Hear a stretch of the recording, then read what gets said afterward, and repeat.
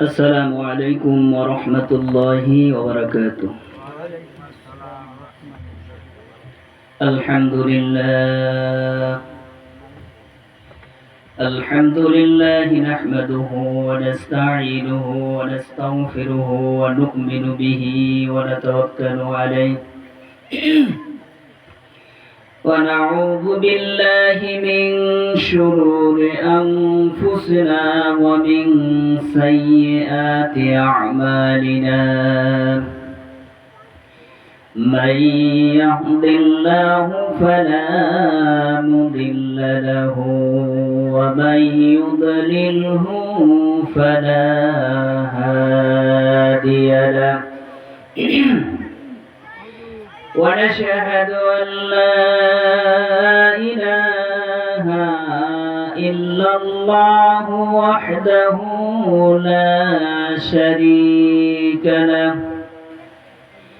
ونشهد أن سيدنا وحبيبنا ومولانا محمدا عبده ورسوله أرسله بالحق بشيرا ونذيرا وداعيا إلى الله بإذنه وسراجا وقمرا منيرا. فقد قال الله تعالى في كلامه المجيد وفرقانه الحميد: أعوذ بالله من الشيطان الرجيم. بسم الله الرحمن الرحيم. يا أيها الذين آمنوا اذكروا الله ذكرا كثيرا وسبحوه بكرة وأصيلا. وقال رسول الله صلى الله عليه وسلم: لكل شيء سقالة وسقالة قلوب ذكر الله. إن الله وملائكته يصلون على النبي. يا أيها الذين آمنوا صلوا عليه وسلموا تسليما. اللهم صل على سيدنا ونبينا وشفيعنا وحبيبنا ومولانا محمد صلى الله عليه وعلى آله وأصحابه وبارك وسلم. اللهم صل على سيدنا ونبينا وشفيعنا وحبيبنا ومولانا محمد صلى الله عليه وعلى آله وأصحابه وبارك وسلم. محبة ولي اللهم صل على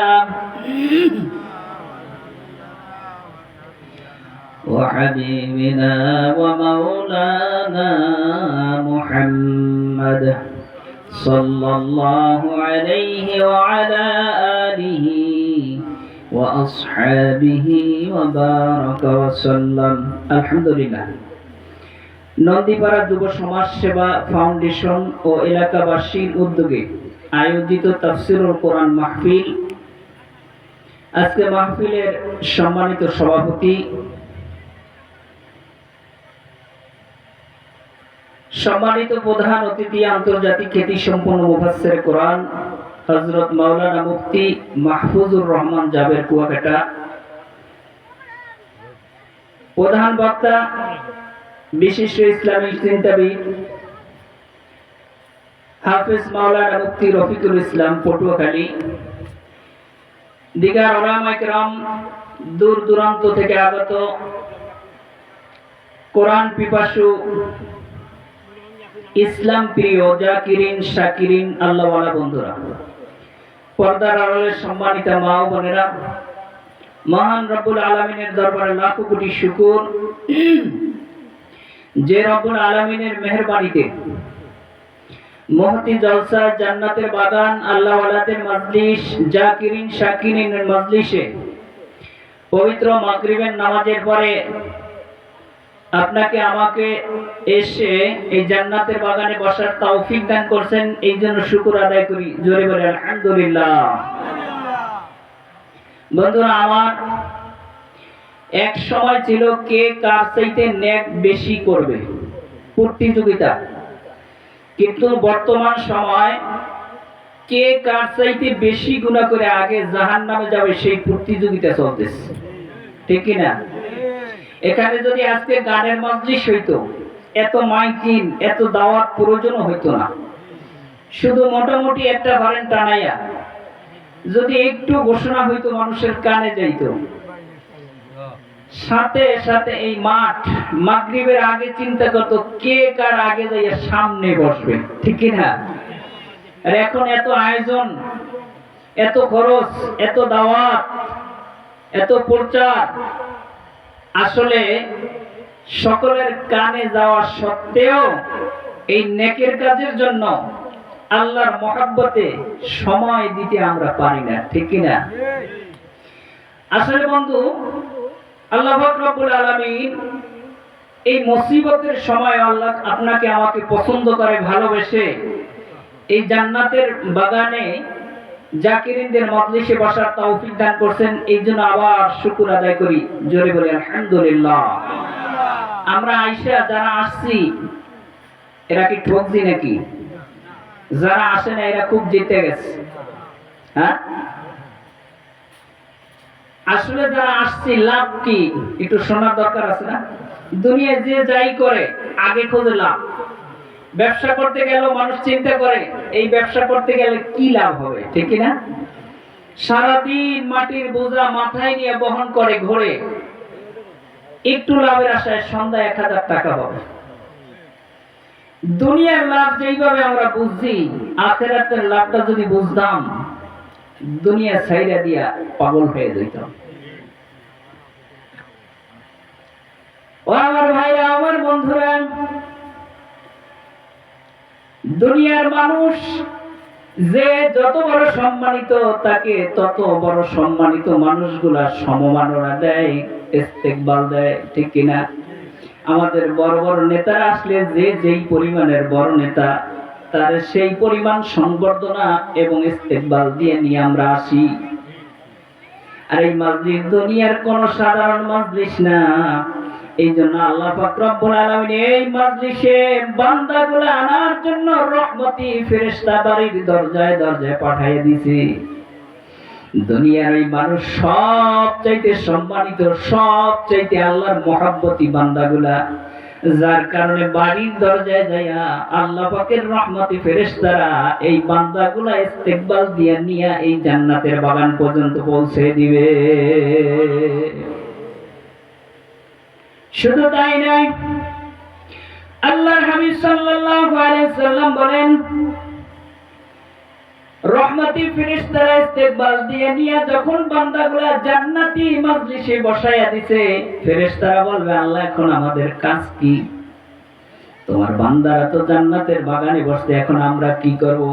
রব্বুল আলামিন বলেন, হে ফেরেশতারা যাও, এই রহমতি বাগানের, জান্নাতের বাগানের চতুর্পাশে তোমরা কাতার দিয়ে দাঁড়ায়া আমার পক্ষ থেকে রহমতের চাদর বান্দাগুলার মাথার উপর দিয়ে রাখো। আল্লাহর হাবিব সাল্লাল্লাহু আলাইহি সাল্লাম বলেন, মা মিন কওমিন ইয়াযকুরুনাল্লাহা লা ইউরিদুনা বিযালিকা ইল্লা ওয়াজহাহু ইল্লা নাদাহু মুনাদিম মিনাস সামাই আনতাকুম মাগফিরাল লাকুম ক্বাদ বুদ্দিলাস সাইয়্যাতিকুম হাসানাতুন সুবহানাল্লাহ। রাসূল বলেন, মা মিন কওমিন ইয়াযকুরুনাল্লাহ, কোন কওম, কোন গোষ্ঠী, কোন জাতি যদি একত্রিত হয়, ইয়াযকুরুনাল্লাহ, তাদের উদ্দেশ্য থাকে তারা একমাত্র আল্লাহ পাকের জিকির করবে। বলেন সুবহানাল্লাহ। কি করবে? জিকির করবে। এ সব মানুষ কি এক বংশের? বিভিন্ন বংশের, বিভিন্ন জায়গা থেকে, বিভিন্ন গ্রাম থেকে আমরা উপস্থিত হয়েছি। এখানে খাওন দিবে না দিবে? এখানে ত্রাণ দিবে না? এইরকম ঘোষণা আসেনি? আমার জানা নাই, আপনাদের থাকতে পারে। এখানে অন্য কোন উদ্দেশ্য না। দুনিয়ার মেম্বারই পাবে না, চেয়ারম্যানই পাবে না, ক্ষমতা পাবে না, দুনিয়ার কোন বাহাদুরি পাবে না।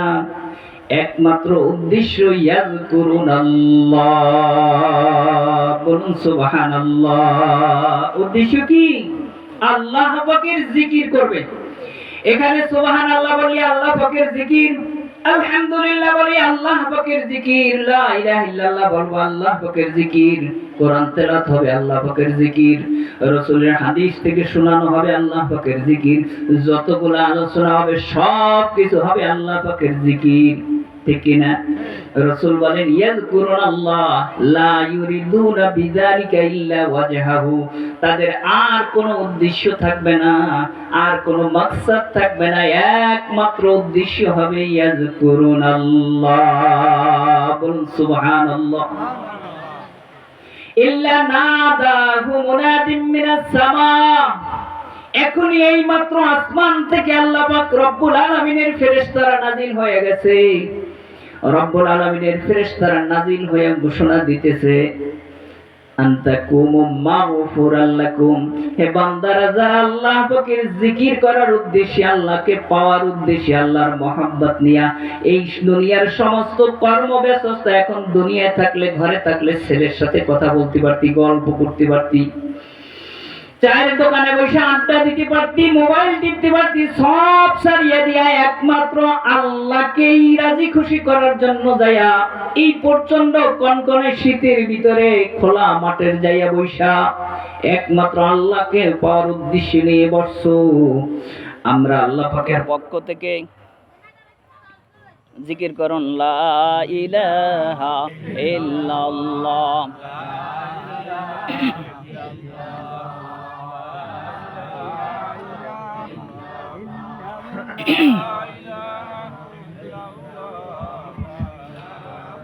লা ইলাহা ইল্লাল্লাহু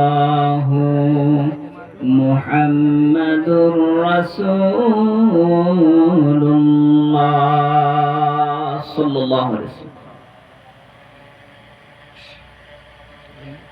ফেরেশতারা আল্লাহ পাক রব্বুল আলামিনের পক্ষ থেকে ঘোষণা দিতেছেন, নাদা মুনাদি, আল্লাহ পাক রব্বুল আলামিনের পক্ষ থেকে ঘোষণা দিতেছেন, হে দুনিয়ার মানুষ, আনতাকুম মাগফিরাল লাকুম, আল্লাহ আমাদেরকে ইলান নিয়ে পাঠাইছেন।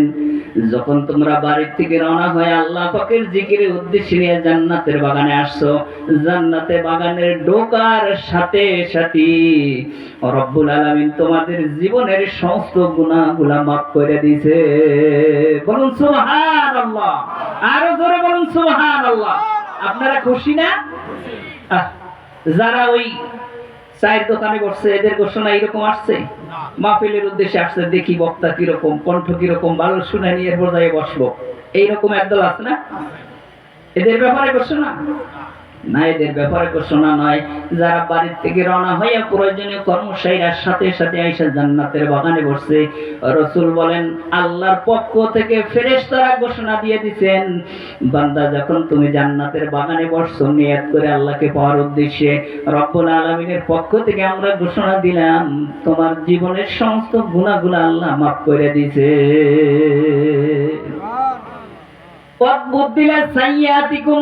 শুধু তাই নয়, তোমার আমল নামায় যত গুনাহ ছিল, কম বেশি গুনাহ সবার আমল না আছে না? কেউ বলতে পারবেন জীবনে আমি গুনাহ করিনি? সবাই গুনাহ করছি, কম আর বেশি।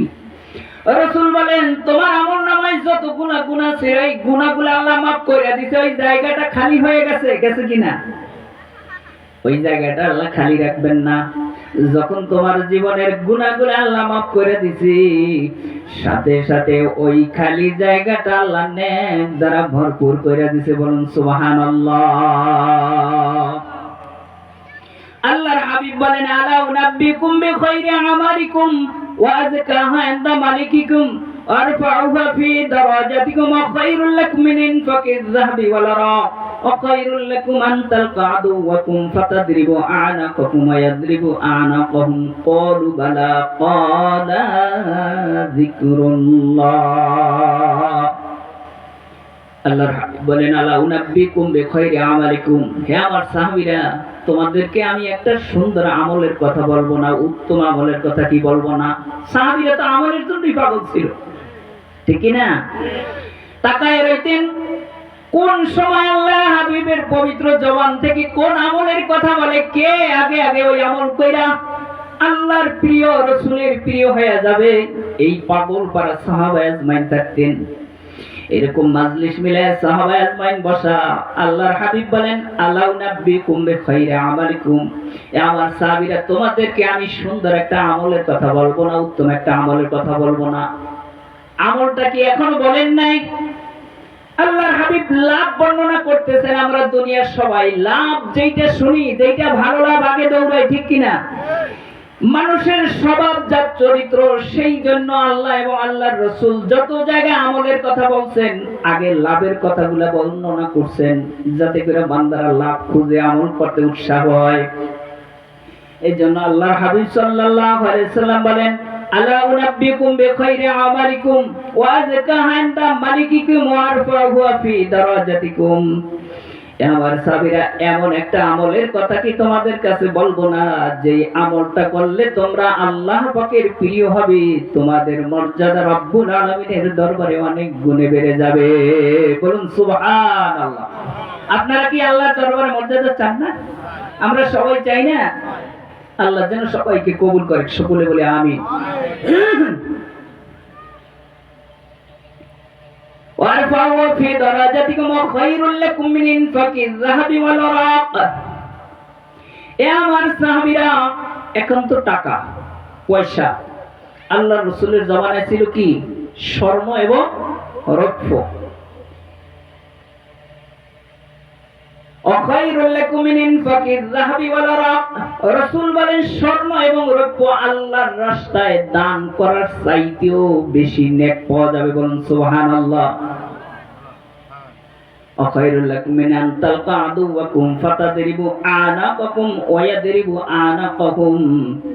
আমার সাহাবীরা শুধু তাই নয়, যারা আল্লাহ পাকের রাস্তায় যাইয়া জিহাদ করতে করতে হয়তো কাফেরদেরকে হত্যা করছে অথবা নিজে শহীদ হয়ে গেছে, এই শহীদের চাইতেও বেশি মর্যাদা, বেশি সম্মান আল্লাহর দরবারে ওই আমল করার কারণে পাবে।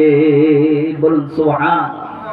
সাহাবীরা পাগল পারা হয়ে গেছে, আগ্রহ আরো বেড়ে গেছে। ইয়া রাসূলুল্লাহ, এমন কি আমল যে আমল করলে স্বর্ণ মুদ্রা আল্লাহর রাস্তায় দান করার চাইতেও বেশি সওয়াব, বেশি উত্তম, জিহাদ করে যায় শহীদ হবে, এই শহীদের চাইতেও মর্যাদা আল্লাহর দরবারে অনেক বেশি।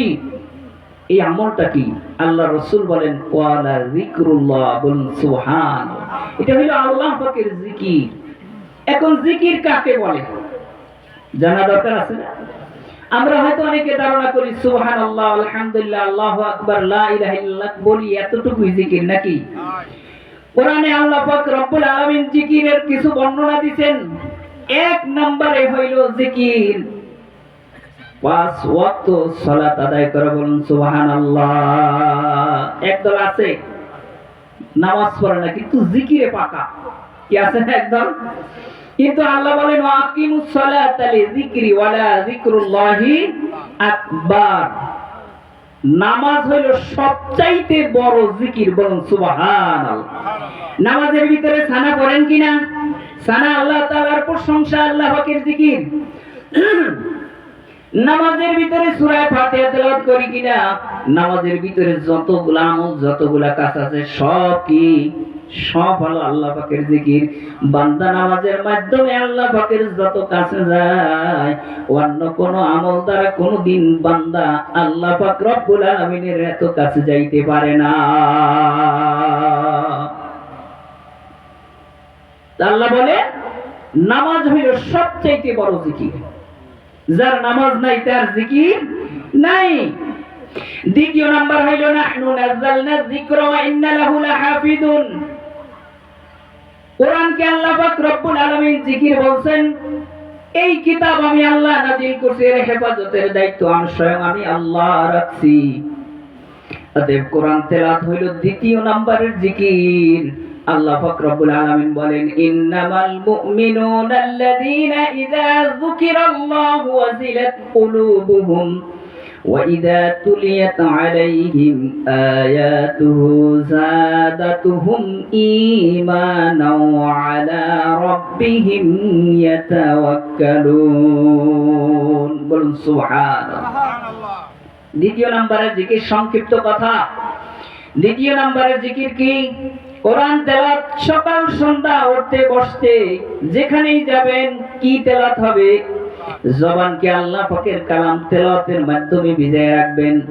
রাসূল বলেন, জিকিরের মাধ্যমে যার জবানকে তরতাজা করবে, কাল কিয়ামতের ময়দানে ওই ব্যক্তি হাসতে হাসতে মাওলার জান্নাতে যাবে।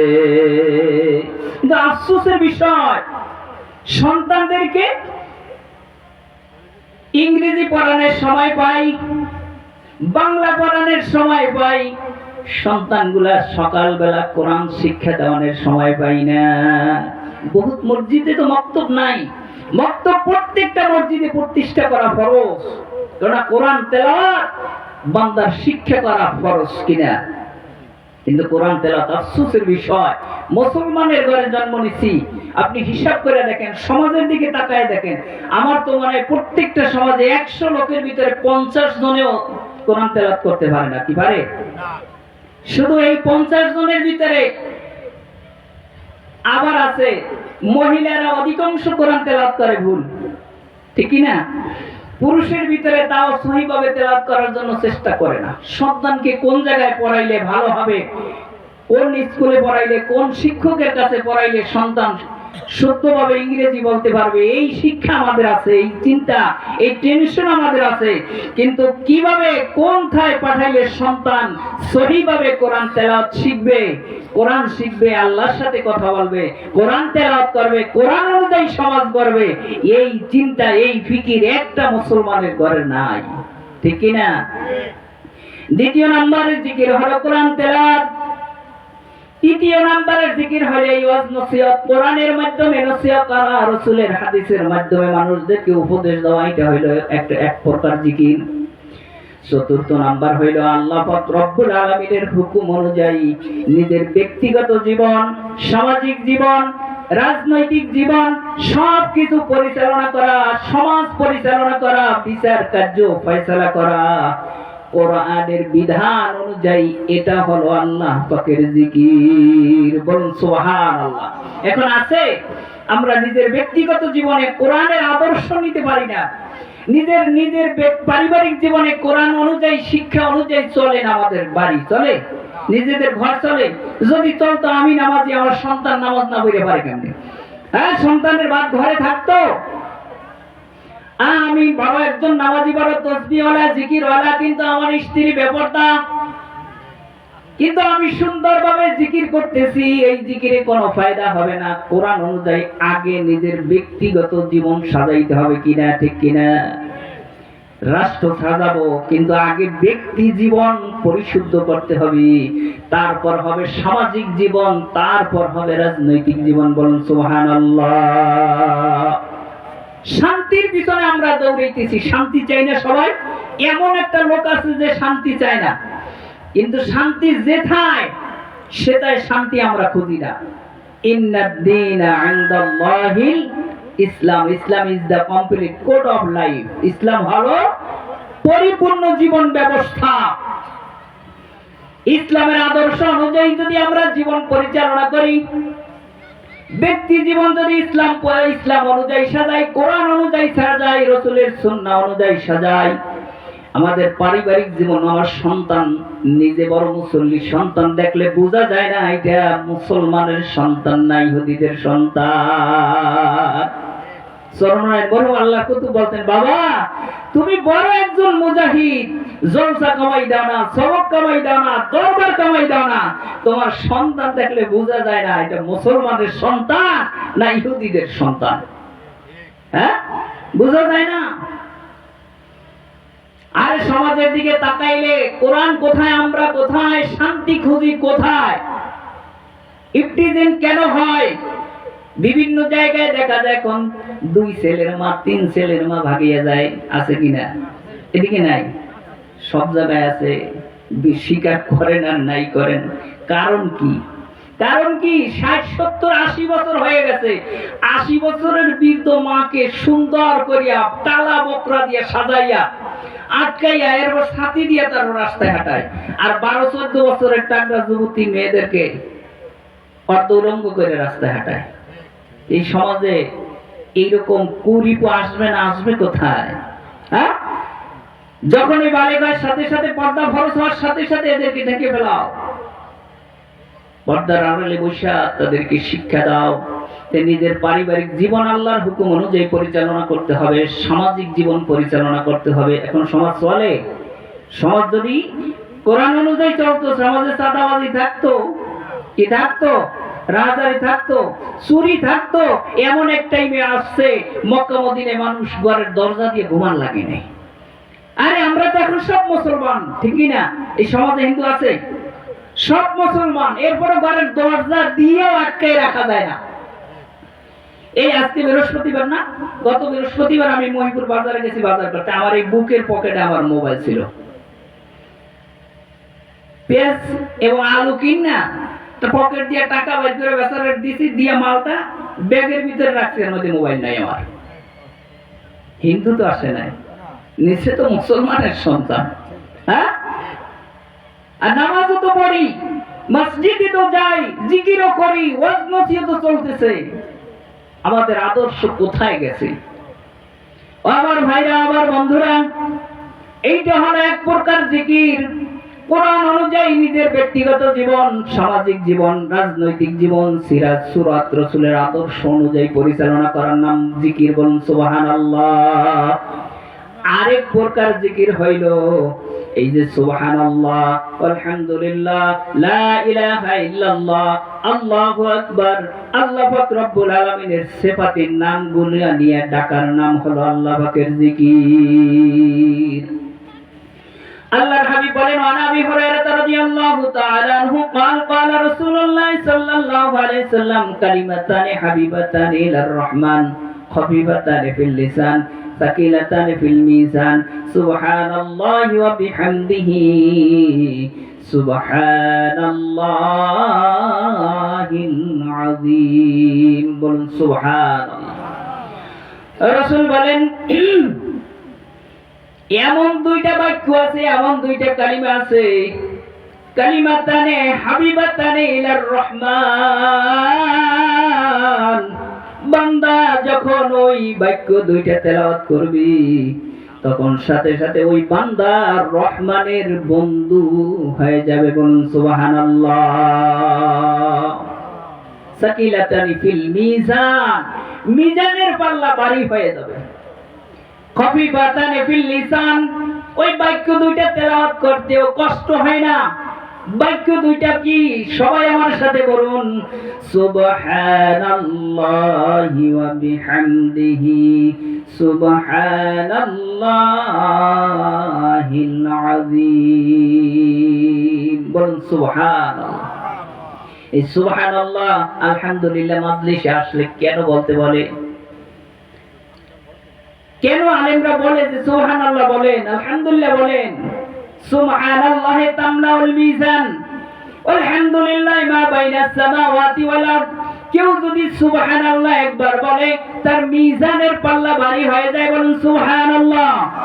কেউ যদি একবার আলহামদুলিল্লাহ বলে, এই আসমান জমিন থেকে 500 বছরের দূরত্বের রাস্তা আল্লাহর হাবিব সাল্লাল্লাহু আলাইহি সাল্লাম বলেন এই তামাম পৃথিবী জমিন থেকে আসমান পর্যন্ত খাঁটি স্বর্ণ দিয়া ভরে দিলে এই স্বর্ণের যত পরিমাণ মূল্য হবে একবার আলহামদুলিল্লাহ বললে রব্বুল আলামিনের দরবারে তার চাইতে ওই বান্দার অধিক মূল্য হবে। বলুন সুবহানাল্লাহ।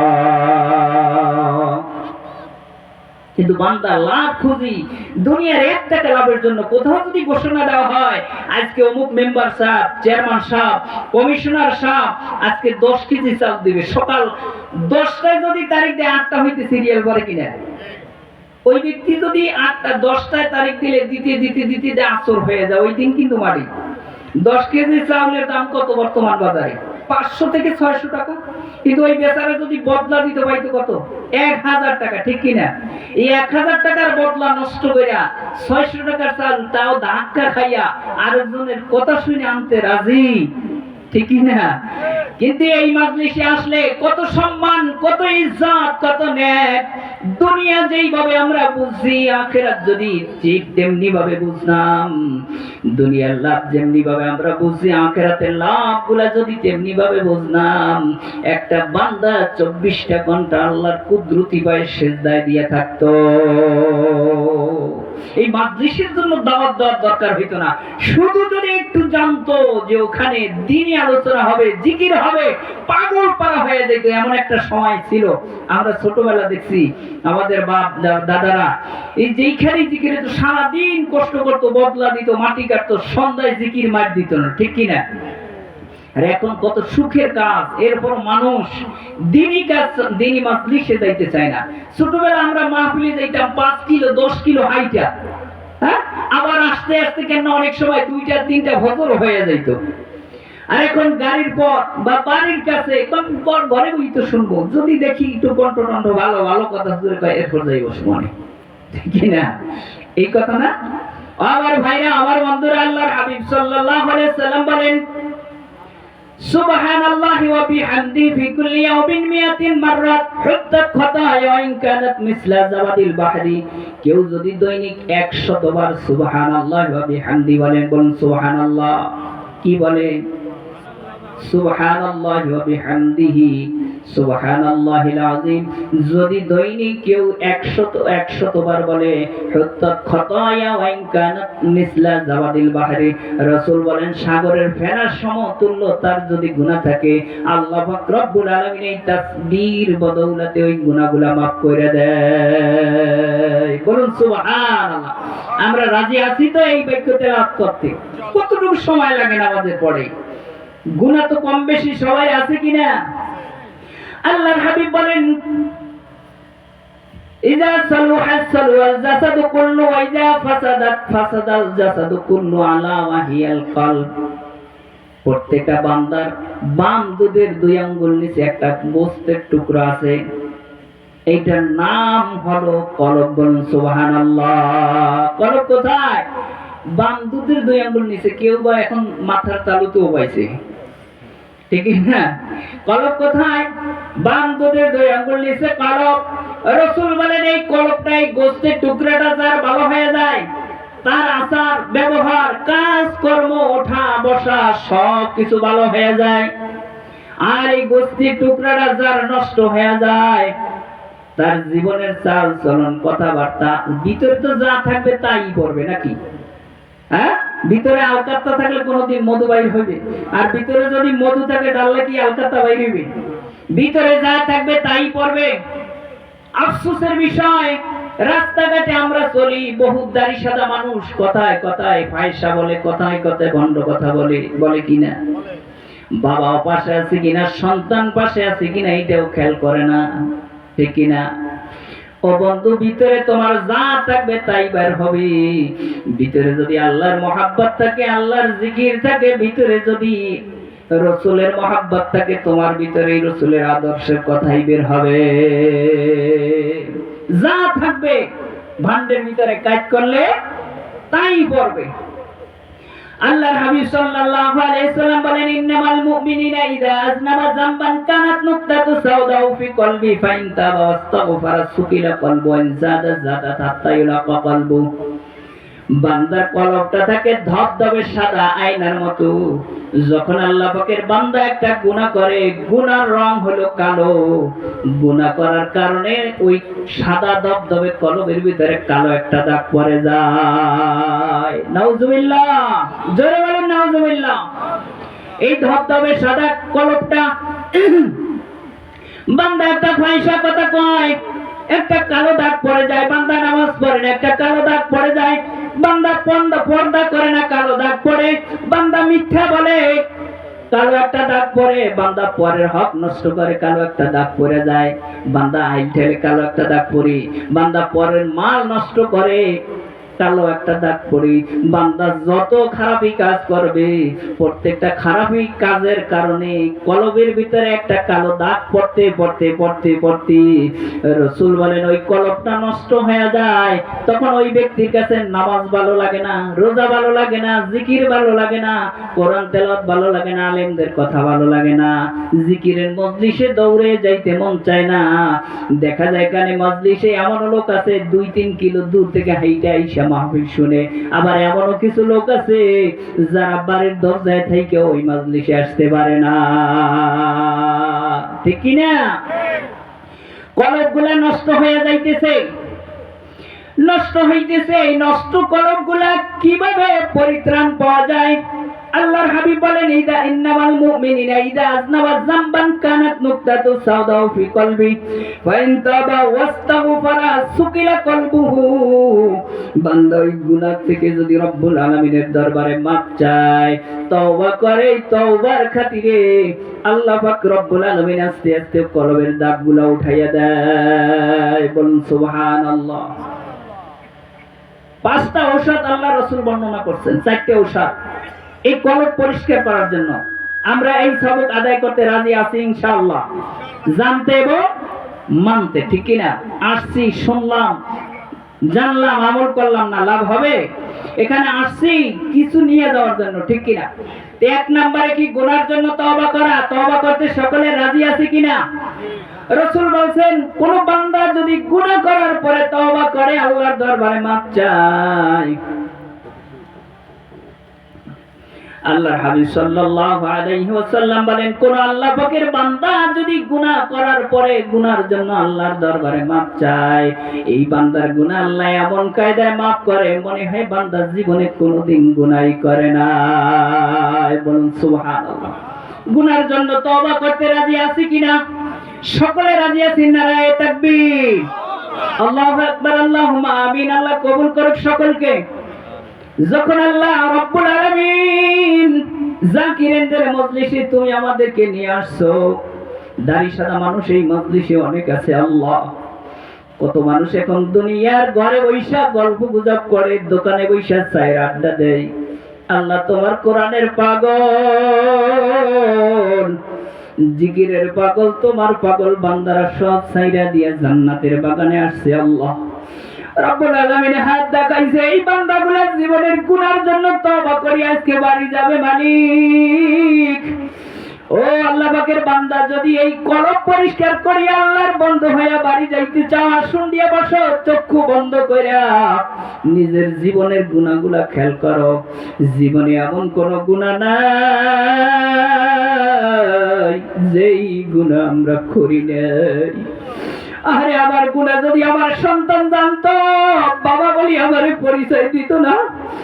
আমার গুনার খবর যদি আমার স্ত্রী জানতো, স্ত্রী আমার স্বামী বলিয়া পরিচয় দিত না। আমার গুনার খবর যদি বাবাও জানতো, মাও জানতো, সন্তান বলিয়া পরিচয় দিত না।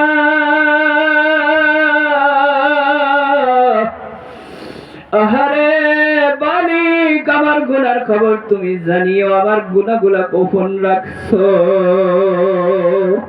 আল্লাহ আলেমদের মজলিসে যখন নিয়ে আসছো, জান্নাতের বাগানে জাকিরিনদের মজলিসে যখন নিয়ে আসছো, আল্লাহ জীবনের গুনার জন্য আমি তোমার দরবারে তওবা করলাম, মাফ চাইলাম।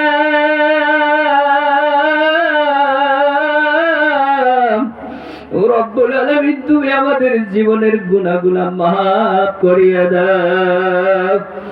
রাসূল দ্বিতীয় নাম্বার হাতিয়ার বলছেন চোখের পানি। ও বাজান, সন্তান অন্যায় করে, সন্তান গিলাস ফালাইয়া ভাঙ্গিয়া ফালায়, মা শাস্তি দিবে, রাগ হয়ে দৌড়ে আসে। মা যখন কাছাকাছি আসে, সন্তান চোখের পানি ছাড়িয়া দিয়া কান্দন লয়।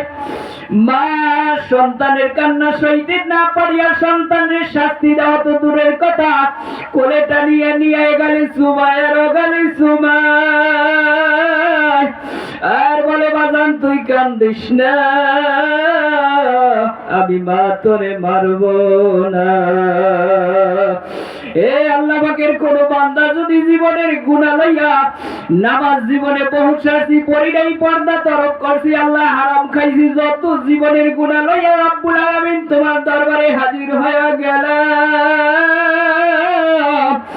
এ আল্লাহ পাকের বান্দার এই মাজলিসে বইয়া যদি দুই ফোঁটা চোখের পানি ছাড়িয়া দিয়া মাওলার দরবারে কান্দন লইতে পারো, আমার মালিক তো রহমান, আমার মালিক তো রহিম, আমার মাওলা বান্দা গুলার মাফ না কইরা পারে না। সে মোরা গোনা মাফ করাইতে করে দাও দয়ার মাওলা, মোদেরকে মাওলার নজর যাহারু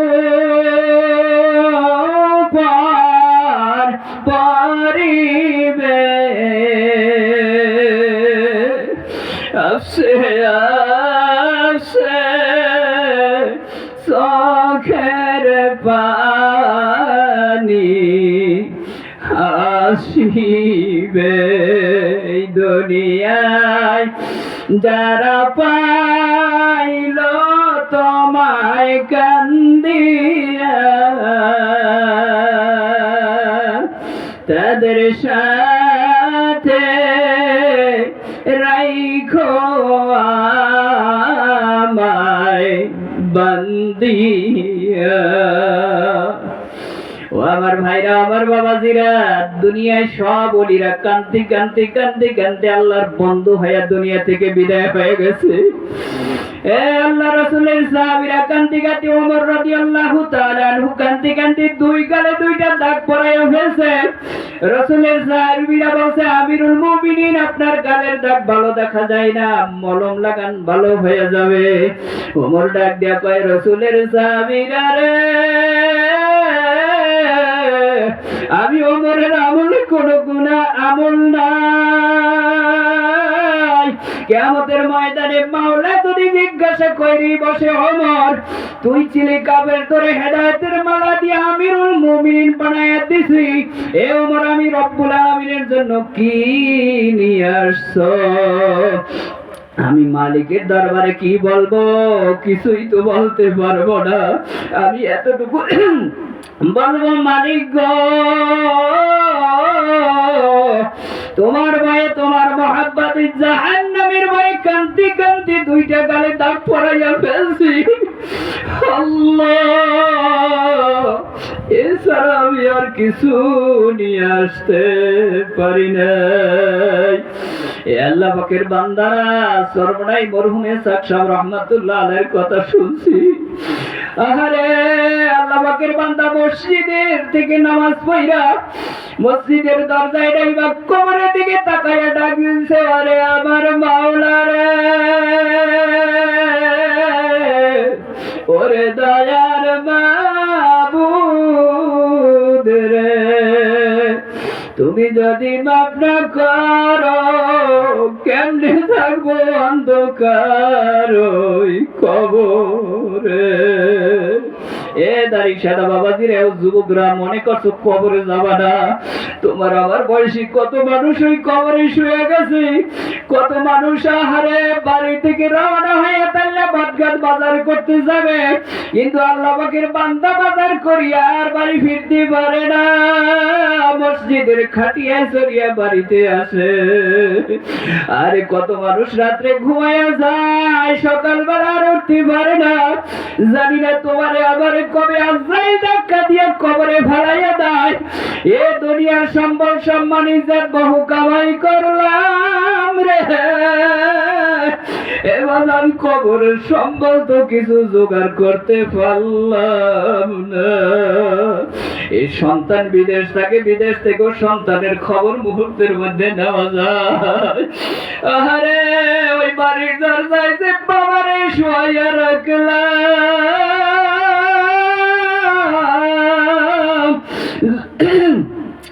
জনম দুঃখিনী মায়ের এই যে শোয়া আসলাম রে, আরে আর কোনদিন খবর নিতে পারলাম না। এই জন্য বাবা আসুন চোখের পানি দিয়া মাওলার দরবারে কান্দি, চোখের পানি ছাড়ি। রাসূল বলেন চোখের পানি ছাড়িয়া যদি কেউ তওবা করতে পারে, চোখের পানির উসিলায় রব্বুল আলামিন ওই বান্দার জীবনের গুনাহগুলো মাফ করিয়া দেয়। আর যত গুনাহ মাফ হয় তত কলবটা পরিষ্কার হয়ে যায়। এরপর আল্লাহর হাবিব সাল্লাল্লাহু আলাইহি সাল্লাম বলেন তৃতীয় নাম্বার হইল কোরআন তেলাওয়াত। বান্দা যখন কোরআন তেলাওয়াত করে বলে আলহামদুলিল্লাহি রাব্বিল আলামিন, আল্লাহ জবাব দেয় হামাদানি আবদি। আল্লাহর হাবিব সাল্লাল্লাহু আলাইহি সাল্লাম বলেন কসামতু সালাতা বাইনা ওয়া বাইনাল আবদি ফাইনাল আবদি আলহামদুলিল্লাহি রাব্বিল আলামিন। আল্লাহ বলেন হামাদানি আবদি। এরপর যখন বান্দা বলেন মাজি আল রহমানির রহিম, আল্লাহ বলেন মাজিদুনি। অন্য হাদিসে আল্লাহর হাবিব সাল্লাল্লাহু আলাইহি সাল্লাম বলেন যখন আল্লাহর বান্দা বলে আলহামদু, সমস্ত প্রশংসা কার? জোরে বলুন কার? লা ইলাহা ইল্লাল্লাহ।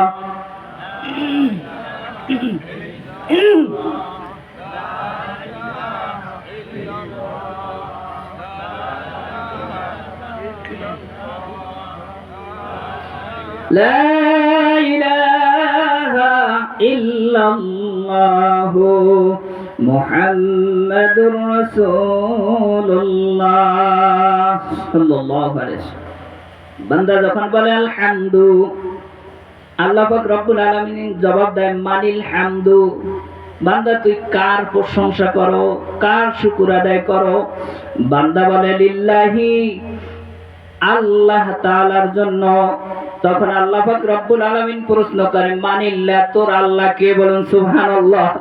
ছোট্ট সন্তান বাবারে বাবা বলে ডাক দেয়, বাবা কয় তোমার বাবাকে? বাবা জানে না, বাবাকে জানে। এরপর সন্তানের মুখ থেকে শুনতে চায়, শোনার কারণ হলো বাবার কাছে মজা লাগে। সন্তানের বাবার ডাক বাবার কাছে মজা লাগে। সন্তান জাবরাইয়া ধরে, ঠিক মতো কথা বলতেও পারে না, হাঁটতেও পারে না, এরপরও বাবার কাছে ওইটা মজা লাগে। সন্তান হাত ধরে রাস্তায় হাঁটায়, জিজ্ঞাসা করে বাবা এইটা কি, ওইটা কি? আমার একটা ছেলে ছিল 2 বছর 7 মাসের সময়, গত নভেম্বর মাসে বিদায় হয়ে গেছে। আমরা উমরা করতে গেছিলাম, উমরা থেকে আসার 19 দিনের দিন বিদায় হয়ে গেছে।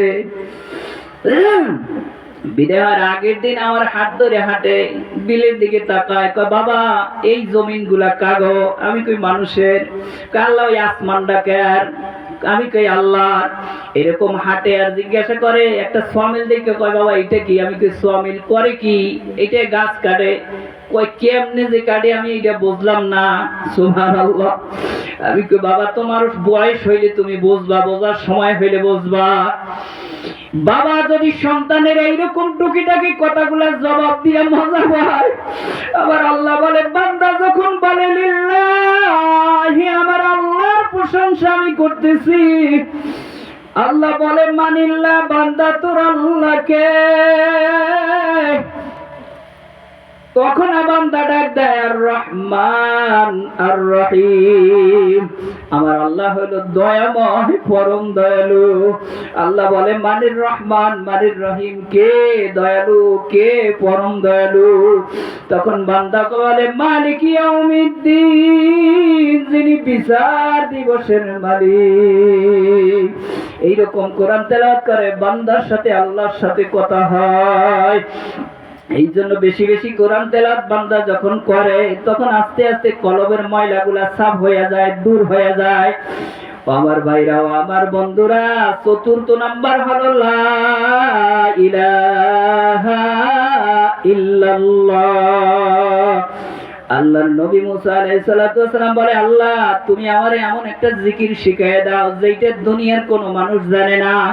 এই জিকিরটা করলে তোমার মহব্বত হবে, দুনিয়ার সবচাইতে আমি বেশি নেক কামাই করতে পারবো। আল্লাহ এমন একটা জিকির তুমি আমারে শিখিয়ে দাও। আল্লাহ পাক রব্বুল আলামিন ডাক দিয়ে কয়, মুসা তুমি বলো লা ইলাহা ইল্লাল্লাহ, জিকির করেন লা ইলাহা ইল্লাল্লাহ, জোরে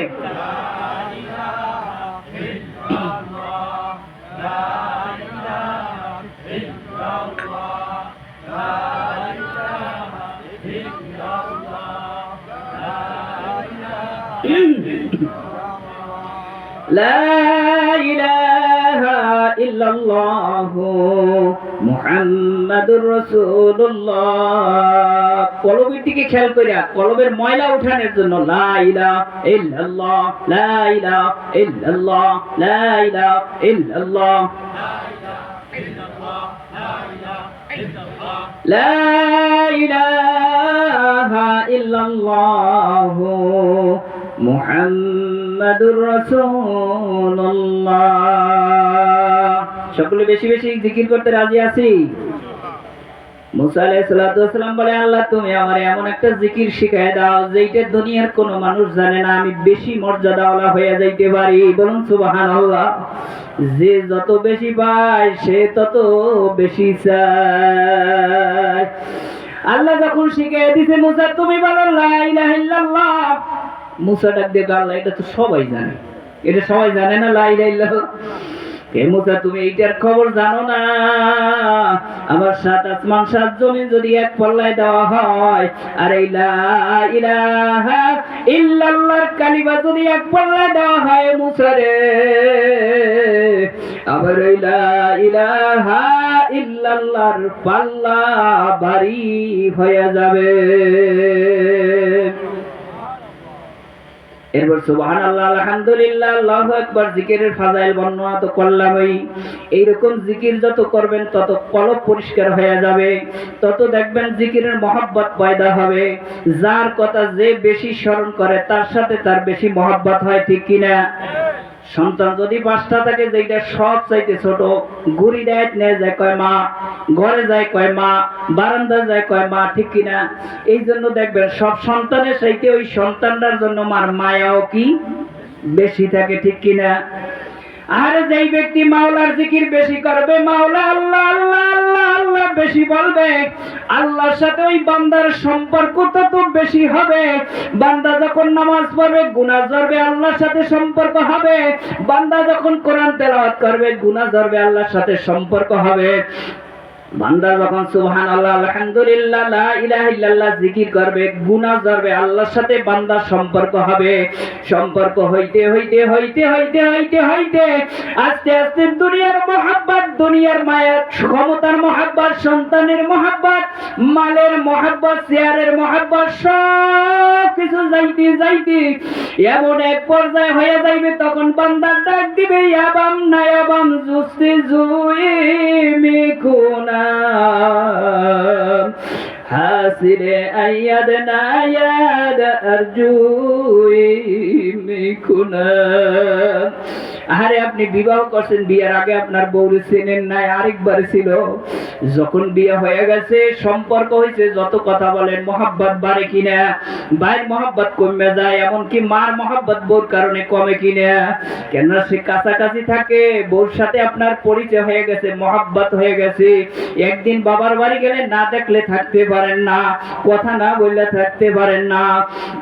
আরে বান্দা যখন মাওলার জিকির করতে করতে করতে করতে মাওলার সাথে বান্দার সাথে একটা সম্পর্ক হয়ে যায়, এমন একটা পর্যায়ে আসে, তখন ডাক দেয় বান্দা আল্লাহ ইয়াবাম নায়াবাম জুস্তি জুই মিকুনা হাসিরে আইয়াদ নায়াদ আরজুই মিকুনা। এ আল্লাহ আমার কলবে এখন আমি তাকায় দেখছি, আমার কলবের ভিতরে ছেলের মায়া নাই, মেয়ের মায়া নাই। আরে আমার কলবের ভিতরে সম্পদের মায়া নাই, আমার কলবের ভিতরে টাকার মায়া নাই, ক্ষমতার মায়া নাই। কলব থেকে আমি সব দূর করিয়া দিয়া আমার কলবের ভিতরে আল্লাহ তোমারে বসাইয়া দিছি। আল্লাহ এখন আমার কলবের ভিতরে আছো তুমি আল্লাহ। উর্গেলমান जितने नेमत है तू